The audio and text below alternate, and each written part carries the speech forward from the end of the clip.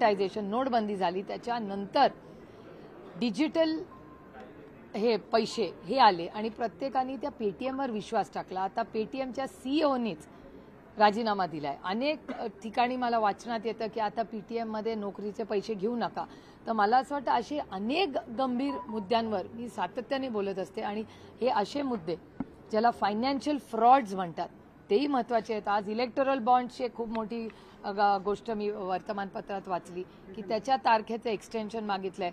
आता एवढा मोठा डिजिटल देश असताना खरंच इलेक्टोरल बॉन्ड्स जूनपर्यंत बँकेला देता येणार नाही का, हा मला जर आश्चर्यच वाटलं की बँकेंना काय अवघड नाही आहे ते स्टेटमेंट काढणं तातडीने, आणि ते पण माननीय सुप्रीम कोर्टाने सांगितलेलं आहे की तातडीने द्या। आता डिजिटल इंडियामध्ये रिपोर्ट काढायला वेळ किती लागतो, त्याच्यासाठी 4 महिने कशाला पाहिजे। मुंबई उत्तर लोकसभा मतदारसंघामध्ये महाविकास आघाडीला उमेदवार मिळत नाही अशी बातमी आहे।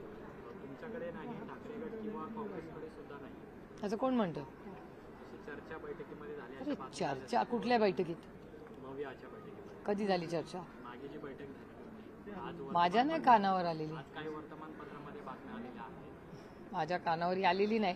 जे मीटिंगला होते त्यांना मी विचारून नक्की असं उत्तर तुम्हाला। तुम्ही फील्डवरती काम करताय म्हणताय आणि आता हे तुमचे जे दौरे चालू आहेत, बारामती लोकसभा मतदारसंघात प्रचार सुरू आहे मग तुमचा?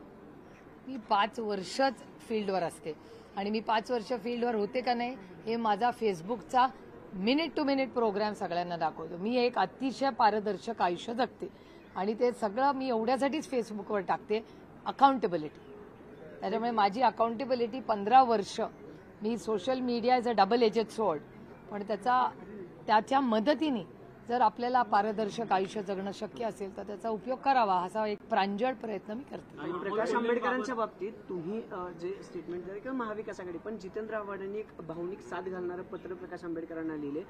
वैचारिक दृष्ट्या आपण एकत्र येणं गरजेचं, पक्ष आणि हे सगळं बाजूला ठेवून कसं बघता या पत्रानंतर प्रकाश आंबेडकरांनी सोबत यावं असं वाटतं का तुम्हाला? त्यांचं अर्थातच स्वागतच होईल। आदरणीय पवारसाहेब, बाळासाहेब थोरात, उद्धवजी स्वतः आणि आता जितेंद्र आव्हाड या सगळ्यांकडून जे प्रयत्न चाललेले आहेत त्याचं स्वागतच होईल ना, साहजिक आहे। विरोधक म्हणून कोण प्रेफर कराल, कारखान्यातला उमेदवार की बाहेरचा उमेदवार? लोकशाहीत प्रेफरन्सेस नसतात, ती लोकशाही आहे। लढाई कुठली वाटते?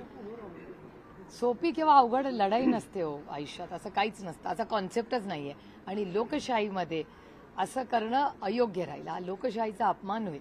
2 दिवसापूर्वी बाबत बोलताना अजितदादा काल म्हणाले की अभिनेत्याला तिकीट देऊन चूक केली अशा पद्धतीने